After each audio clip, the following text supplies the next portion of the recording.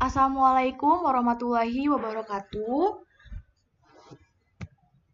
Perkenalkan, nama saya Fatma Alawiyah, NPM 18111060245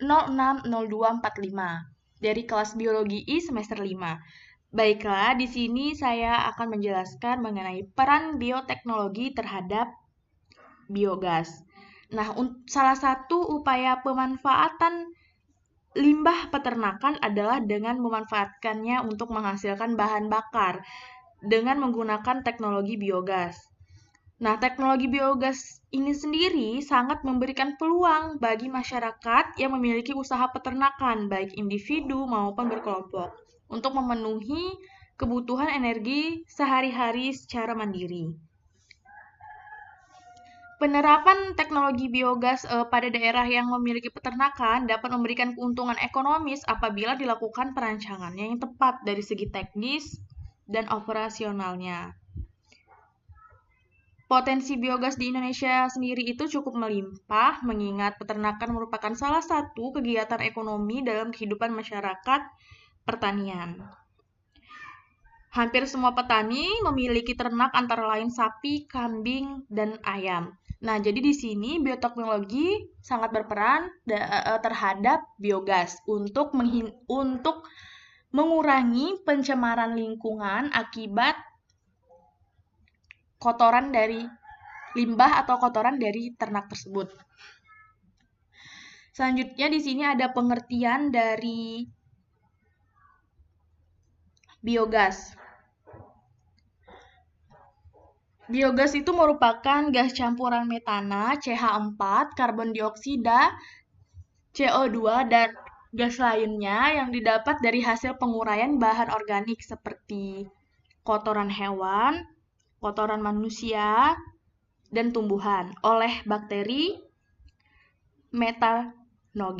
Nah, bakteri metanogen ini adalah bakteri yang tinggal di lingkungan tanpa oksigen, seperti endapan air laut, rawa-rawa, lumpur, di limbah juga ada. Nah, bakteri metanogen ini memperoleh energi dari metabolisme antara CO2 dan hidrogen yang menghasilkan gas metana sebagai produk sampingnya. Ada 3 kelompok dari bakteri dan Archaebacteria yang berperan dalam proses pembentukan biogas. Ada kelompok bakteri fermentatif, Streptococcus, Bacteroides, dan beberapa jenis Enterobacteriaceae. Yang kedua ada kelompok bakteri acetogenik atau Desulfovibrio. Nah, yang ketiga itu ada kelompok Archaebacteria dan bakteri metanogen itu sendiri. Ada Methanobacterium, Methanobacillus, dan lainnya. Yang selanjutnya itu ada bahan baku pembuatan biogas. Bahan baku pembuatan biogas itu bisa diambil dari limbah kotoran ternak, limbah organik rumah tangga dan pasar, limbah pertanian, limbah organik industri, dan limbah kotoran manusia. Yang penting sifatnya itu organik. Yang selanjutnya ini adalah bagan atau tahapan dalam pembuatan biogas itu sendiri, dari hidrolisis, pengasaman, dan terakhir metanogenik yang menghasilkan gas metana dan karbon dioksida. Di sini adalah penjelasannya, yaitu proses kimiawi pada biogas. Pembentukan biogas itu sendiri kan dilakukan oleh mikroba pada situasi anaerob, yang artinya anaerob tidak adanya oksigen. Yang pertama ada hidrolisis di mana pada tahap ini polisakarida itu diubah menjadi monosakarida, sedangkan protein diubah menjadi peptida dan asam amino. Nah, di pengasaman, bakteri tersebut menghasilkan asam, sehingga mengubah senyawa rantai pendek dari hasil hidrolisis menjadi asam asetat, hidrogen, dan karbon dioksida. Bakteri tersebut merupakan bakteri anaerobik yang dapat tumbuh dan berkembang pada keadaan asam. Untuk menghasilkan asam asetat tersebut, tentunya bakteri itu memerlukan oksigen dan karbon yang diperoleh dari oksigen yang terlarut dalam larutan itu sendiri. Nah, pembentukan asam pada pengasaman ini sangat penting untuk hasil akhir yang berupa gas metana oleh mikroorganisme pada proses selanjutnya. Yang selanjutnya adalah metanogenik. Pada tahap ini, bakteri metanogenik mendekomposisikan senyawa dengan berat molekul rendah menjadi senyawa dengan berat molekul tinggi. Ini sebagai contohnya itu ada hidrogen, karbon dioksida, dan asam asetat untuk membentuk metana dan karbon dioksida itu sendiri. Nah, bakteri penghasil asam dan gas metana itu bekerja sama secara simbiosis. Bakteri penghasil asam membentuk keadaan atmosfer yang ideal untuk bakteri penghasil metana. Sedangkan bakteri pembentuk gas metana menggunakan asam yang dihasilkan oleh bakteri penghasil asam. Kalau tidak terjadi proses simbiosis, maka kondisi mikroorganisme penghasil asam itu bisa menjadi toksik.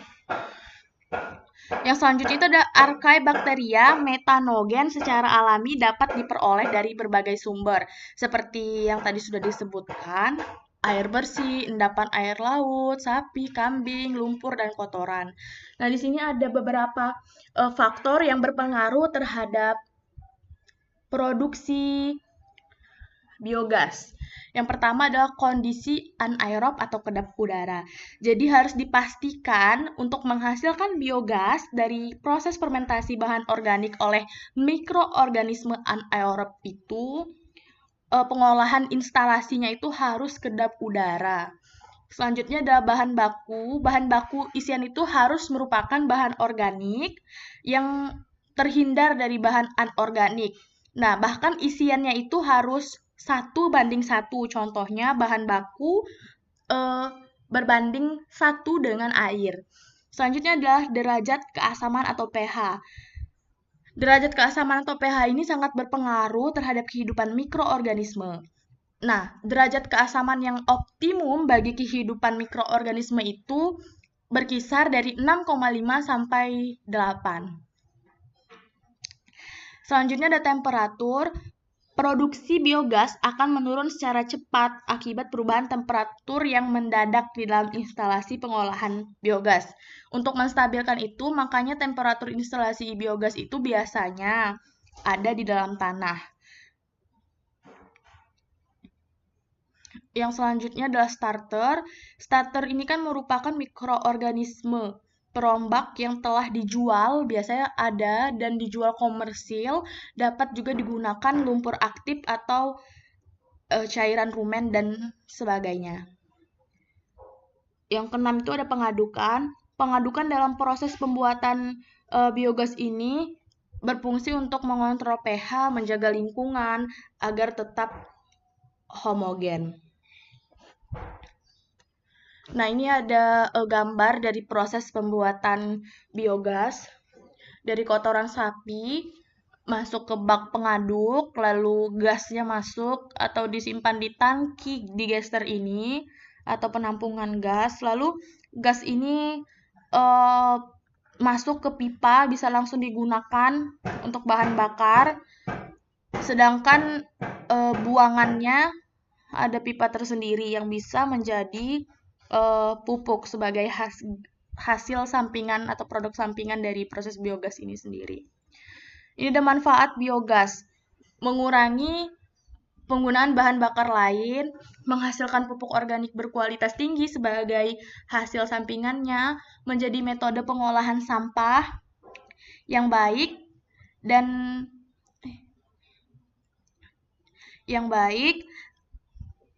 dan mengurangi pembuangan sampah ke lingkungan, meningkatkan kualitas udara karena mengurangi asap dan jumlah karbon dioksida akibat pembakaran. Secara ekonomi murah dalam instalasi serta menjadi investasi yang menguntungkan bagi petani tersebut dalam jangka panjang. Jadi peran Bioteknologi dalam pembuatan biogas ini sangat berperan, terutama mikroorganisme yang mengubah kotoran sapi tersebut, kotoran ternak tersebut menjadi gas metana yang dapat digunakan untuk penggunaan bahan bakar. Selain itu juga bioteknologi berperan terhadap biogas itu karena dia mengurangi pencemaran lingkungan dan dapat membantu daur ulang limbah atau sampah yang tadinya dapat mencemari lingkungan menjadi sesuatu yang bermanfaat. Sekian penjelasan dari saya, semoga bermanfaat. Saya akhiri. Wabillahi taufiq wal hidayah. Wassalamualaikum warahmatullahi wabarakatuh.